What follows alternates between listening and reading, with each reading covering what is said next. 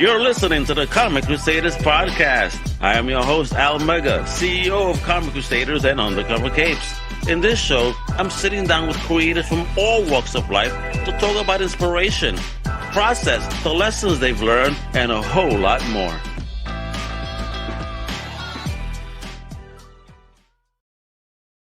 Wepa! What's up, everybody? Happy Tuesday. Woo! It's another day, and now I got two awesome guests today, folks. I mean, they're doing some great stuff on Scream. I mean, 2000 AD. I mean, they're killing it. They've been doing some amazing books, all right? He's an amazing writer. He's an amazing artist. They're coming up with a one-shot special in 2 weeks' time. It's next week. Oh, yeah, man, that's my wife's birthday. Ooh, I'm gonna get in trouble. So today, on that Wednesday of the 22nd, we're gonna get a Scream one-shot special called Black Beth and the Devils of Al-Kadesh. No relation. I'm Al Mega Kadesh. No relation. So let's bring them in. First up, written by the one and only Alec Worley. What's going on, brother? Hello. How you doing? All right, brother. Absolutely well. And then let's introduce the amazing artist herself, the one and only Dani. Yay! Hey. Hello from Greece. Wow, yeah, folks, if you believe it, check this out. Alec is all the way in London right now. Dani's all the way in Greece, and I'm in good old Orlando, Florida, right? The sixth borough of New York, I like to call it. There's too many New Yorkers here. Like I never left home. You know, when are the bodegas coming? Do you guys have bodegas? Do you know what a bodega is? No, but in Greece, we have something like this, but not exactly. You know, it's like a little corner store, but it's a mini grocery store, Vado. You can find everything there, even hot food. But it's so small. We have something like that here, which we call psilkatsidiko, but we also have something like small kiosks. Okay. That are like, but they are all the story now. They are getting destroyed one by one. Of course, yeah.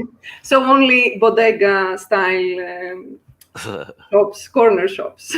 Gotcha. She got it. So you guys in London don't got no conveniences like that? Come on now. We have Tesco Metro. That's what we have. And just funny little shops. I don't know what you call them. Great. My neighbour's taken this opportunity to start drilling. Can I just quickly go and shut the window? I'm so sorry. No worries. You go ahead. And we talk to the amazing Dani over here. So Dani, we also have comics in these bodegas here. Oh, really? That's the one thing the bodegas. Oh, what? My bodegas do not sell comics. Now I'm jealous. Now you beat us. And because we didn't have too many comic shops like 10, 15 years ago. Not 10, okay, we had, but 20 years ago, we would only find most of our comics there. But it would be like X-Men issue number 13 and then issue number 39. And you had to imagine the story in between. Gotcha. Hey, but at least you had access somehow to the comics, you know? So what's the first comic book you fell in love with? Well, it was X-Men, actually. It really was. That was your baby. What particular character on the X-Men caught your eye the most? I liked Storm a lot. Gotcha. Yeah, but it's what I said, that I had to imagine everything in between the issues. So maybe this helped. Okay, gotcha. Yeah. What about you, Alec? What was your first comic book that you fell in love with and then kind of inspired you a lot? Well, I had a similar thing because in the UK, like back in my day, you didn't really have comic shops. So what we had at the bottom of my road, where I lived in South London, my nan used to know the lady who worked at the post office, and every Sunday we used to go down there and pay the papers, and she used to give me a stack of like American comic books from sort of Marvel, DC, but they were all just jumbled up, and you just had like amazing art, and they looked awesome, but you only got a fragment of it, and you never understood where it all went. So I ended up more with kind of British humor comics and a couple of British adventure comics, stuff like that. But it wasn't really until the 90s. No, it wasn't until about sort of the late 80s when a comic shop opened up near me, and I got into, I think it was probably Slain, the Horned God from 2000 AD. Oh, okay. Sexy covers too, I would say. Fantastic. And so I kind of got welcomed into the cult of comics in this one little shop, and it was run by this bloke who was like, "All right, son, it's not enough to get one comic. You've got to make sure that you get all the alternate covers, and you've got to get all the comic tags and all the backing boards." And there's me like, yeah, okay, I'll do that. So I'm spending all my money on this madness. But yeah, so it was the first like American comics was probably Loss of Vertigo. Oh, really? Okay. Yeah, so it would have been things like Sandman. I remember Dark Horse did loads of Punisher and not Punisher, Terminator, and Aliens vs. Predator. It was the first one that I got and had the whole run of, and just loved every second of it. Oh, you did? Oof. Yeah, Dani. Since you said you had gaps as a kid, did you ever fill those gaps later on in life? Like, okay, I could finally buy them and see what the story finally was. I could have, but I didn't. I just found out about everything that I was missing out and all these new stories and comics, and I just jumped into these. But maybe I should at some point. Yeah, finish. Yeah. Come on, fulfill the mystery. Like, I need to know what happened to X-Men. I never found out. Are they still alive? Apparently they are. But okay. Oh yeah, we have multiple versions of X-Men apparently, all running around at the same time. Don't ask. It's very convoluted. You'll be very confused. You're gonna need a couple of bottles of wine to get through it right now. Well, that's okay. Bottle of wine. Hey, you get inspired. I know. For sure. Or not do anything and just drink. True. Yeah. Hell yeah. All right. Let's do this real quick right here, though. Let's talk about the wonderful book you're coming out with, right? It's coming out next week on the 22nd. It's a Scream one-shot special. This amazing character called Black Beth. Now, I'll be honest, coming here from the American side, I didn't have much access to Scream 2000 AD, books like that. It wasn't something that I would see normally on the bookshelf. You know what I mean? There was probably something that was in the back, but I wouldn't get past, Marvel and DC as a kid. So my first introduction was actually this. And then I see that she has a history. So, do one of you want to, Alec, since I saw that you were mentioned as, that you kind of fell in love early with the character, can you let our listeners and viewers know who is Black Beth? What's her story? So she's a weird one. She's a character that's obscure and odd, even by the standards of obscure British comics.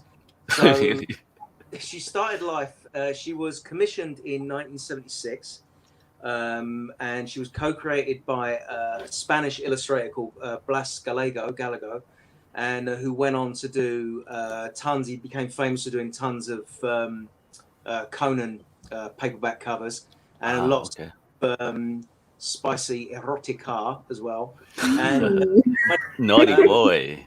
Yeah. So anyway, so Black Beth was commissioned for this anthology comic that was going to come out in the 70s, but the comic got canned before it ever saw publication. So all of these beautiful black and white pages sat in a drawer in an office in rainy London for 10 years until in 1988 the publishers found the pages in a drawer and stuck them in a Scream holiday special. And I picked this special up when I was a kid, and it completely blew me away. This was a time when I was into Warhammer, Conan, Fighting Fantasy books. I was an absolute fantasy junkie. And I didn't really understand what a fantasy story was doing in a horror book, but I kind of loved it anyway. And it was just incredible.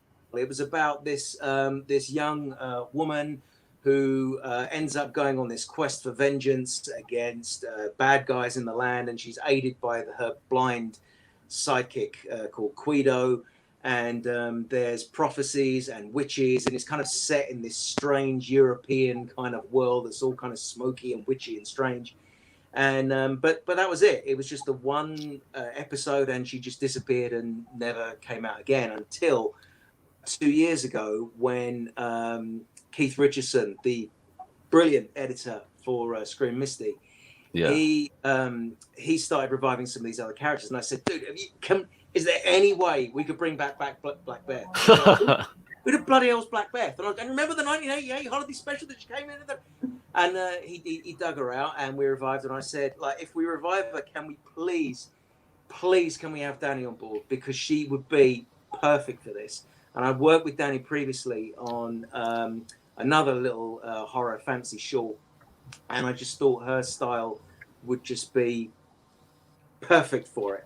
So we did a short called The Magos of Malice that turned up in one of the specials a couple of years back. And this was followed by another one called The Witch Tree. And then we got the chance to do this full page. Apparently it was quite popular. I don't know. So I don't really keep up with the reviews too much. But yeah, apparently people liked it. And yeah, then Keith gave us a call and said, we're getting the team back together. Can you do a complete one shot? So yeah, here we go. So I was just like, oh my God, what are we going to do here? So yeah, I kind of opened it out. I wanted to do an old school sword and sorcery, no snark, no jokes, just in it, completely take it seriously. What I wanted to do was kind of what Spielberg did with Raiders of the Lost Ark. What Spielberg was doing with that, he wasn't trying to homage any one particular movie or one particular book. He was trying to recreate the feeling he had as a little kid or a young adult watching all these cliffhangers. And I wanted to get across that exact same kind of sense of wonder that I had when I was watching Jason the Argonauts for the first time, or Golden Voyage of Sinbad, and all these Harryhausen movies, and then reading Conan stories and Conan comics, you know, John Buscema and all this other stuff. But at the same time, making it current and, you know, hopefully kind of speaking to an audience, the kind of audience that would be into Critical Role and D&D these days. So yeah, that was it. My whole thing was just take it seriously. Don't joke about it. Don't make it, you know, tell a story through this whole kind of framework that the genre gives you, but just but yeah, play it straight and just go for it and just make it exciting. And job done, brother. Job well done. This is a fantastic story. I've had the pleasure to read it. Thank you to Screen for giving Comic Crusaders a preview copy, and I read the story and it's beautiful. But as you mentioned, the art, holy smokes! Like, folks, Dani, what is your inspiration? I'm gonna put this on a big so people could eat this up. I mean, look at this art. Gorgeous art, detail, emotes. I mean, where do you get your inspiration, Dani? Well, first of all, thank you so much. It's so rewarding to hear something like that. Seriously, because most of the times we're just at home working and we don't know what people think of what we do. So when you hear someone that likes it, it's really rewarding. Thanks, man. No, it's my pleasure, and I believe everybody thinks your work is amazing. It truly does stand out.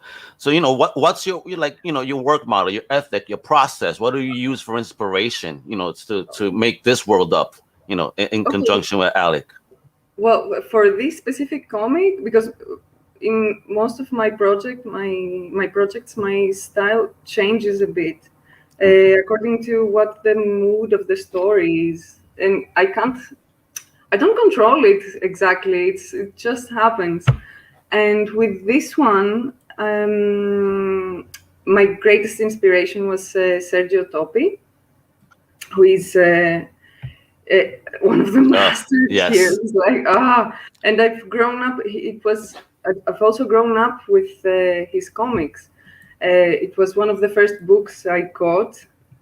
Of course, I didn't find it in Greece back then. Okay. My cousin, she was traveling a lot back then, and she was in France, and she told me, "Hey, Dani, I found this book, and it's really amazing, and I think you're going to like it." And she gave it to me, and I think it has influenced my work a lot, and I channeled all of these the details that he puts usually in his work. He used to put. You're absolutely right. I see it here. This is where I see it. This page. I mean, even this one panel, and I love again the panel usage too. I mean, where's your mind at when you're doing these different panels throughout? Because if you see every page, you know, the layout is so different on each. Yes, and the way you lay out the art. You know? Okay, Sergio Top is not the only one who's doing this. I've been really inspired by Eduardo Riso as well. Yes. Because the way he makes the page is just, I don't know. It's never boring. And reading these comics, I always told myself that I want to create the same excitement that I always got from comics like that. And so it's really important for me to make an interesting page. Not that, like, I don't start with the mindset that, okay, I'm going to make this interesting for the reader. Sorry, reader, but you come second. No, I'm of course, really important. But if I myself don't do something that I don't find interesting, I zone out in a bad way. And so I'm just trying to make things interesting first for me, and then for everyone else. No, that's fair. It's like a chef, right? You know, if they love what they're doing at the moment, you taste the love in the food. But you know, if it was done with you know with any type of hesitation, the food's not going to taste the same. It's going to be different. It's missing that key ingredient. So that's where I could see what you're saying. You have to have that ingredient that, okay, I'm loving this too. So what was it about Black Beth that got you like, I'm digging this character? Yeah. Well, first of all, I really want to work with Alec again. Awesome. So that was one point. And I didn't know about Black Beth. I'm one of everyone. Okay. All of these people who didn't know. Poor Alec was alone growing up. Black Beth, Black who? What are you talking about? You've been alone for so long. But yeah, I didn't know about her. And when Alec and Keith told me about her story, and they sent me some these pages that you have, Alec, from the original. And I saw her, and I was like instantly hooked because I really liked how she looked. And I was like, okay, I really want to draw her. And it was a fun story. I really liked the story. And it was never an option. Gotcha. it never was more like when are we doing this by? Let's get it done. I love it. Yeah, and I mean the whole process is really fun. Alec, I'm having great fun with you. There you go. I mean, I love this. This is somebody that Conan would so fall in love with right there. She reminds me also of Bellet, you know, from the Conan stories. Yeah.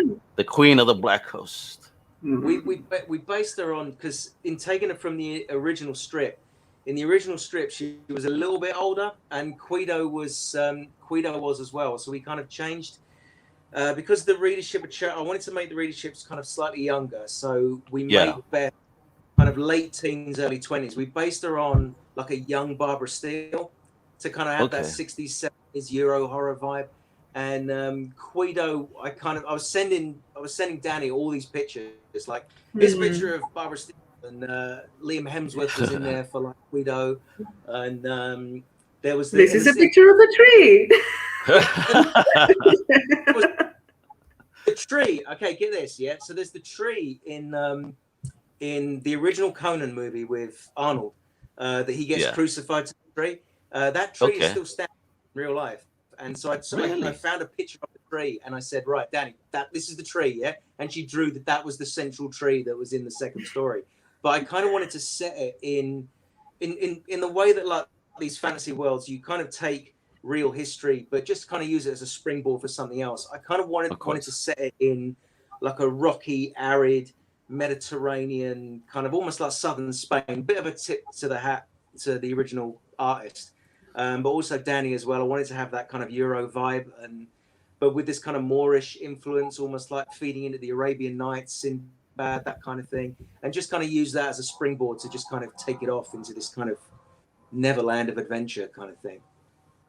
Oh, achieved, because obviously this is just one of 3 stories that's going to come out in the special that you worked on. So you had fun with Black Beth in this fantastic one shot. I mean, but again, Dani's art is what's really like killing me, because I love the black and white, but the art here though, I want to see this on a Conan, or even like you guys mentioned, a Red Sonja prior, because that's something that would be amazing in this style. Again, folks, look how beautiful this page is. But this is the first time Dani colored her art, right? Dani? Yes. Really? I'm really bad with colors, but I dig so it. Long, and I haven't tried it before for published work. It was the first time.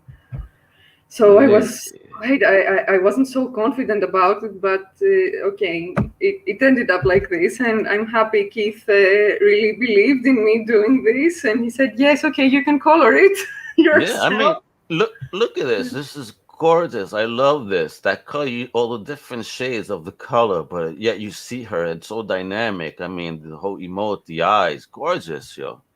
You got a blessed hand, Dani, for real. Oh man, thank you. Come on, don't say stuff like that.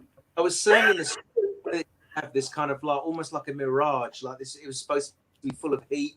It was supposed to be really hot and creamy and woozy, and she's kind of got that. It just that delirium to everything. It just looks perfect. Yeah. No, it does. I mean, so what happens now? So this amazing book is going to come out right next week, right? And what are we hoping for here? Are we going to get more possibly of a Black Beth? You know, is it dependent on the one shot? Who knows? Okay. Because I think people got to get into it. Because I think, like you said, fans of the D&D, Conan, all that type of sword and sorcery, they're going to love this. Red Sonja, they're going to love this. I'm digging it. I'm already got to tell my comic shop, please add this to my pull list, because I need I'm a print man. I don't believe in digital. I need my print. Yes. So that way, one day I meet you, you could sign it. Y'all both, when you ever come to MegaCon or San Diego or New York or something. That's a question there for you guys, because obviously with the past year of COVID, and you guys being amazing creators, you pulled out this product. I'm sure that was being created during that time. But how did you guys deal with that? How did you deal with it in Dani in Greece? With the pandemic? What? Sorry. Yeah, with the pandemic, and how did that affect you? Oh well, at first it was kind of fun and relaxing, but like for the first 2 months, it was a break. Like, okay. Everything was slower, and I had like everyone had this mindset that it's happening all over the world. So we're in this together. And after the 2 months, everyone started going crazy, and especially here.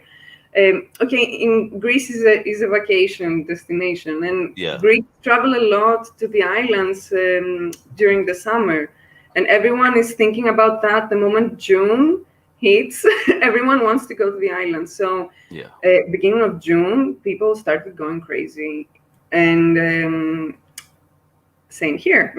I wasn't enjoying it myself. I wanted to go to the beach and I couldn't. But I think that this year has brought many, some bad things, but also some good things to the surface. And everyone has realized things about themselves and how everyone have dealt with our lives and stuff like that. So that's it happened. I hope we get out of this with good lessons. Yes, I hope so too. Absolutely. But I know I have buddies out there in the UK, Alex. So I know you guys had a little lockdown too, and you guys seem to have been a lot stricter than the US for sure. Yeah, we. I don't want to get political, but we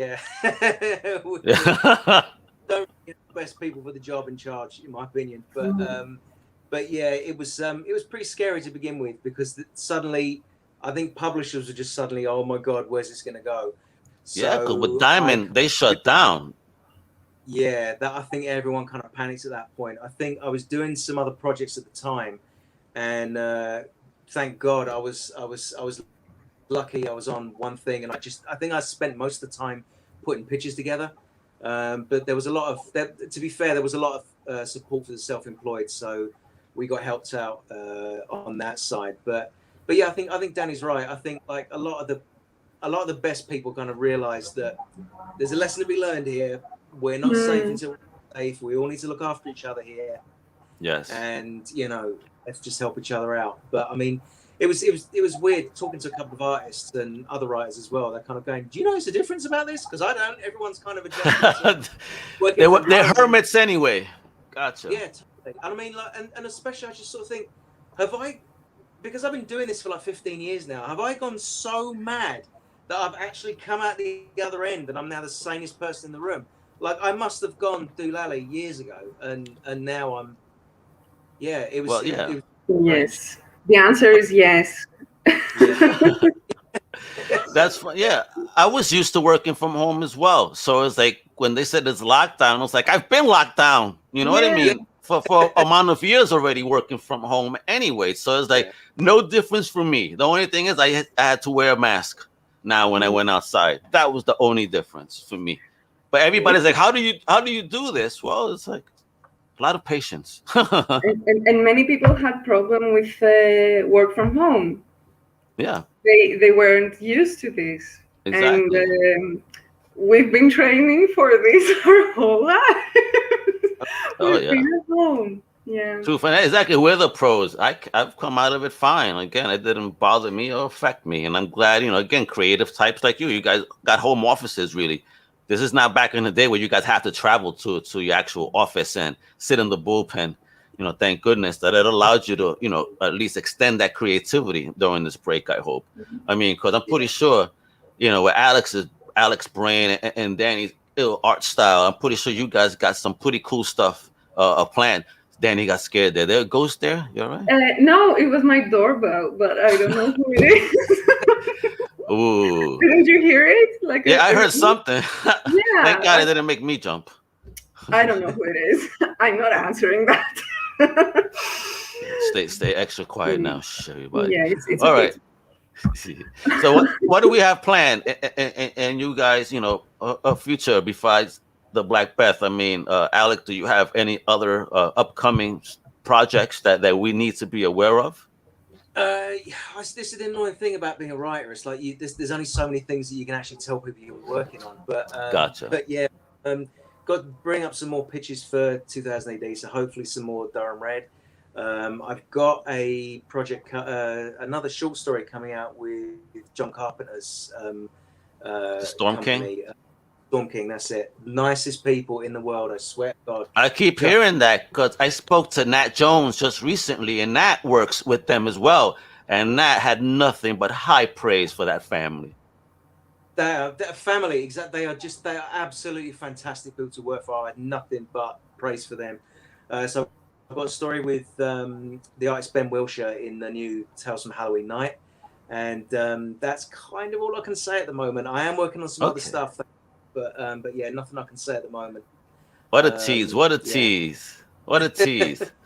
So, how about you, Dani? You want to tease us or anything? I mean, do you have any projects coming up? What's going on in the world? I'm already working on a book that I started straight away after Black Beth.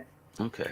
And I can't say anything about it, but I'm working on it with friends and people I've worked again in the past. Okay. And other than that, I'm just doing like the covers I usually do every now and then, and some short stories and another one shot. Okay. But nice. yeah,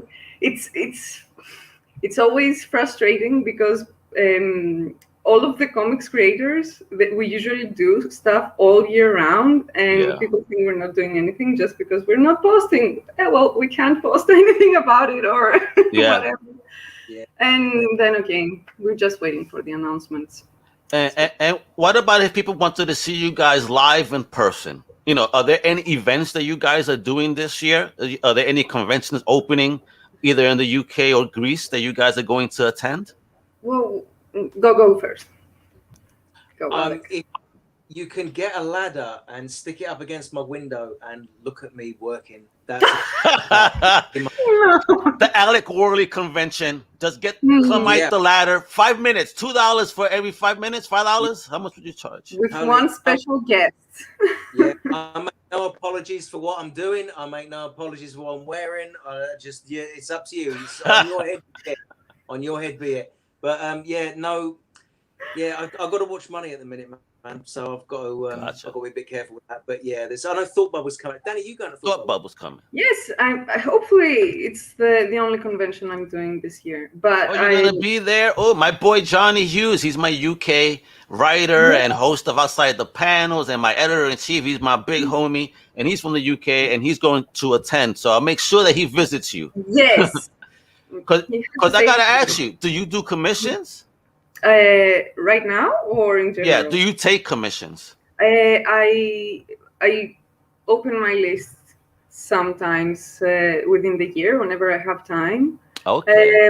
And everyone but anyone can ask. My art dealers are Cadence Comics, so anyone can ask them and for a spot or whatever. And information. They are so good at giving information. I suck at this. No, hey, you're a creator. Not. Your job is to create. Everybody else do the handle the business. I get that 100%. Because that's what makes me laugh about a lot of creators. They're like, I just want to create. Can you do this for me, or can you help me? I'm like, and I laugh about it, but it's like, yo, anything, man. Because I get it. You guys have to create. That's your purpose, and you guys are creating amazing product. Again, people got to pick this up next week. You can see how awesome Dani is, how awesome Alec is. Because Alec, let's talk a little bit about the other stories within this awesome special.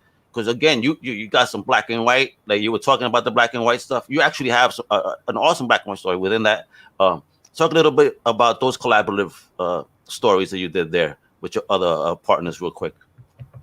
Yeah, that was I think it was like a 3-page story I did with Italian artist Andrea Bulgarelli. I think I'm a name butcher.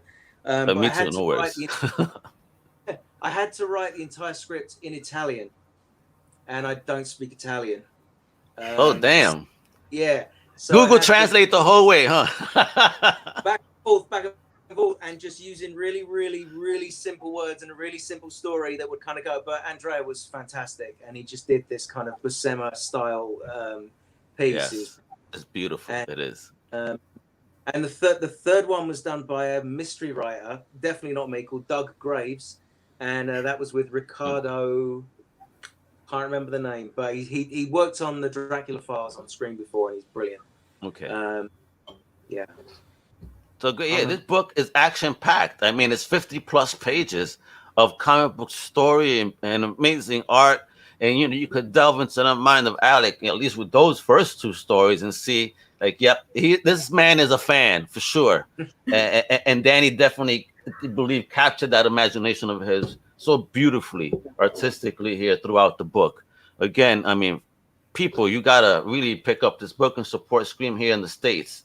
It's gonna, again, let me show it off again, folks. Come on, look at this cover. I mean, look at that damn cover. that was Andrea, wasn't it? That was Andrea did the cover, and there's a couple of sort of pin-ups in there as well. Dave Roach, another famous English. And I'm so sorry, but I can't remember the name of the other artist who did the other amazing picture that's in there. But yeah, there's it's absolutely just jam-packed with stuff in there. Yeah. And look at the price, £4.99. Right. Well, I'm bad at pricing, but that's pounds though, right? Yeah. Yeah. See, I mean, again, you're getting 50+ pages, 3 stories, pin-ups, and beautiful you art. don't need to know anything about Black Beth before you pick it up. You pick it up. You don't. That's all. It's true. Yeah, that's totally all I wanted. I didn't want it to have any continuity baggage or any of that. It was just a story that anyone could pick up and just go with it for 20 minutes and enjoy it. Will we ever have the Worley version of a prequel of Black Beth's story? I said that'd be interesting because I've kind of gone away from her original origin. In the original script, she was again, I think she was kind of this kind of swooning damsel, and she was going to be married to some dude in her village, and then this warlord came along and killed her whole family and her husband to be, and then she kind of swears vengeance. So because we've changed up the relationships between the two main characters now, I think that origin might have to change slightly, but to do like a redo of that original would be quite interesting. Yeah, I got to see it, man, because you're gonna start making me, add Black Beth to my. Again, it's funny. I only have warriors in my collection of comics lately. This is what I'm pruning. I'm just digging this more because it doesn't deal with the politics of the world. This really is fantasy. It really is a getaway. You know what I mean? It's like you said. It's a serious fun, but it's a fun story. But serious, no jokes. You dig it. It's a film on paper. Thanks to the artistic talent of Dani again. It flows well. It's a movie. It's beautiful. That was the point. Yeah, you did it. I know. You kicked ass, Dani and Alec. I mean, for real. Well, it was a great combo of writer and artist. So no, you guys definitely made a great team. So Alec, definitely, kudos on you for telling your team, the perfect artist is, because again, it's 100% right. I can't wait to see more of Black Beth, guys. I better see more of Black Beth, okay? Want to invest more. Now you guys are gonna make me go back to get the older stuff you guys did too. Now, you got me on a mission, but I'm happy. I always love digging into the bins to look for good stuff. Great. A mission is always good. All right, so I know I've been sharing it. Are these the only places that if people wanted to give you a shout out or just follow on what you're doing? Because Alec, I got you on Instagram at Mr. Alec Worley and the website alecworley.com. Are those the best two places to contact and see you? Yeah, pretty much. I couldn't get on with Twitter, so I had to kind of pull back onto other stuff. But yeah, my website, I wish I could update it a little bit more often, but I just never get the chance. I've got a few craft blogs on there. I do like talking about writing and how all these things get put together, so I've got a few bits on there. Cool. But yeah, you'll just find me chilling around on Instagram these days. Awesome. And Dani, how about you? Because I see we got your Instagram at Dani Stress. Do you have anything else? Well, I have a Facebook page, but that's it. I'm really not good with social media.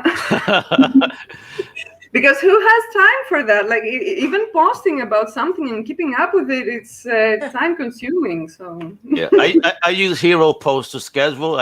Everything that goes out now, as I talk to you, things go out by themselves because I schedule it. So that way I don't worry about it. I do everything like in 2 days, and the rest of the week I could take a little bit easier and chill out and talk to amazing, talented people like yourselves, which is always a good time. So there you go, folks. Make sure to follow these two amazing creators. They're gonna have an amazing book coming out. They have an amazing book coming out, as I stated. I hit the wrong button. Sorry about that. You want to get rid of me already? No, absolutely not. Absolutely not. Heck, I would love to hang with you all day. Yeah, let's do it. Let's do it. But I'm sorry. So again, please follow Alec. Please follow Dani. Pick up this book. It's out next week, folks. Go to your local shop already and tell them that you want to get the Black Beth one shot that's coming out. 3 amazing stories, amazing art by Dani, as you can see again. I mean, come on, let's do it, kiddos.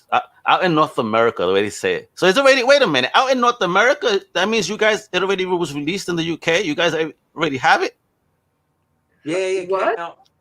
It came out about a week ago. No, 2 weeks ago. I'm jealous. They get it before us, folks. Look at this. Well, I still haven't got it in Greece, so. Ooh. Wow. You better take care of her right now, Alec. Gotta take care of her so she can get that copy. Awesome. All right. Alec, Dani, thank you so much for hanging out with us today and talking about the book and a little bit about yourselves. You guys are amazing. Awesome.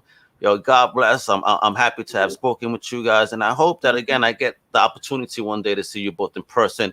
And I hope I'll alert you early if I climb that ladder, Alex. That way to make sure you're dressed, all right? But I don't want to see nothing that I shouldn't. If you're coming up, I'm not dressing. Oh, okay. Oh no! Meet me, world. This is what I in the window all day. Meet me, world. There we go. All right. Well, thank you so much for having us. No, thank you for coming on again. I appreciate it. Folks, you know, we do. This is the Comic Crusaders podcast with Alec Worley, Dani. I'm Al Mega. Visit us at comiccrusaders.com, undercovercapes.com. You know what to do. Actually, you know what? I got to stop saying that so much because it's in my outro, my cool outro, all right? But anyway, I love you guys very much. Thank you for tuning in. Thank you. Thank you for listening to the Comic Crusaders podcast. If you like the content, please subscribe and turn on notifications. Also, please visit comiccrusaders.com and our extended podcast family over at undercovercapes.com. And also, make sure to download the Comic Crusaders app on the Google Play Store today.